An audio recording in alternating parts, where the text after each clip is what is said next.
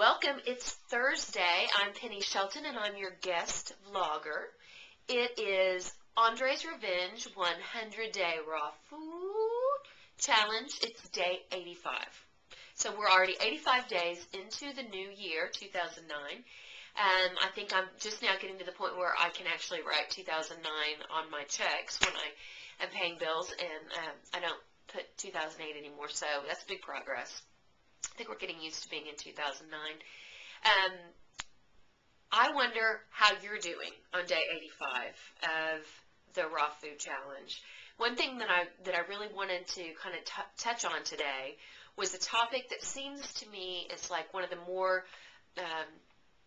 pertinent subjects that keeps coming across my computer screen, and when I'm talking to people on the phone, I do a good deal of counseling, either through, just emailing and working with people over the internet. I do phone consultations some, and then I do a lot of small group support type meetings. And probably one of the biggest topics that comes up is people like you and I are struggling with their diet. And I mean, it doesn't necessarily have to be the raw food diet, but I think that there are those certain types of personalities who just make the decision and they go 100% raw, and they just like stay on that path and they don't veer off of it. And I'm always so admirous about those people, and there are some out there who are very driven and very focused and very, very successful at staying 100% raw. I have had periods of 100% raw, and I have had periods of not so 100% raw. But I do know how much better I feel when I am eating that kind of a diet. And so does everyone else who I've been talking with, because most people have at least tried it for a certain length of time, and then some crisis happens in their lives, or something stressful, or, a social event happens and they just go crazy and eat a whole chocolate pie, or who knows, different things happen with different people. But one of the things that I really like to get into is kind of go beyond the diet, because, it's really not so much about the diet. I think that each of us have our own personal demons that we struggle with.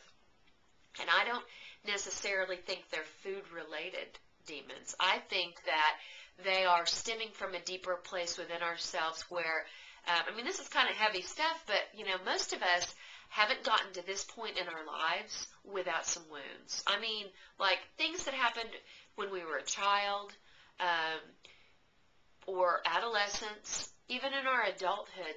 Things have happened to us that's caused our self-esteem to be damaged. Some people don't have that problem, but I would say the majority of the people that I work with and that I come in contact with are walking wounded. And they may have had counseling, and they may have worked through, and they may be functioning fine. But I think that some of these wounds that haven't really been fully addressed, that we carry around with us, keep us thinking limited thoughts like, maybe we're not worthy. Maybe we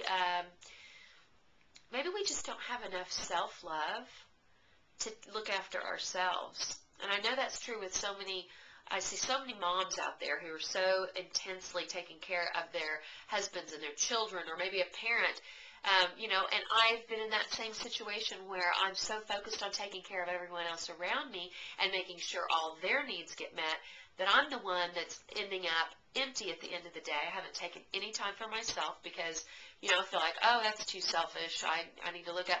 But, we've all heard all of this stuff before, but I think that the wounded self-esteem that we may be covering it over, and the world may never have any idea that we've had these kinds of challenges that we deal with, and we may have done a great job of covering up even to our own selves, so we don't even want to think about it.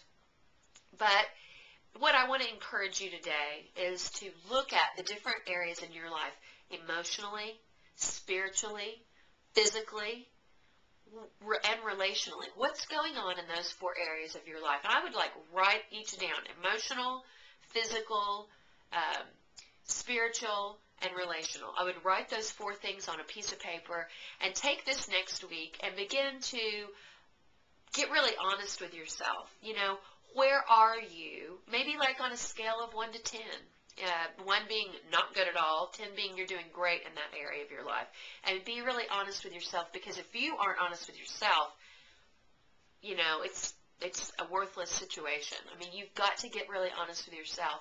So, you know, if you're doing 100% raw diet and you're just acing every single thing and you're eating a perfect, you know, you've got it all mapped out, yet your relationships in your life are in turmoil and they totally suck and you're just miserable relationally, or maybe, you know, you're angry at God spiritually, you are just totally turned off, shut down. My whole point is that if you're out of balance, really obviously way out of balance, like if you've got, you know, 8, 9, 10, 2, then that, whatever that part of your life is that's that far out of balance, I would suggest that you spend some time working on what's going on there, what needs to be tweaked, what needs to be changed. Do you need to go talk to somebody you can trust about, you know, positive things that you can do? Because really, if you're really out of balance in one of those areas of your life, I have found what happens with so many people is they can manifest illness, mental illness, physical illness, pain in their body. Like if you're in a miserable relationship and you're so unhappy and someone's trying to control you, or whatever the case may be, you may be eating a perfect diet, but you may not feel good. You may be totally drained of energy. So we'll talk more about this next week, because I really do think that if you're struggling with your diet or other aspects of your life, it's time to get honest and let's look at what we can really do for ourselves and for our friends around us who are struggling, and how can we lift each other up and help support it, and not beat anybody up about how dare you shouldn't have eaten that piece of pizza yesterday. It's like, well, you know what? Let's get first things first, okay? I'd love to hear how you're doing. I'd love to hear, I'd love for you to expound on those things that I've brought up today. I'd like to hear what your opinions are. I wish you were here with me and we could have a discussion, but since I'm just coming to you and talking to you, go ahead and share in the comment section what your thoughts are on this, because it'll help you and it'll help somebody else. So it's great being with you on Thursdays. Bunny, thank you so much for asking me to be a guest video blogger, and remember,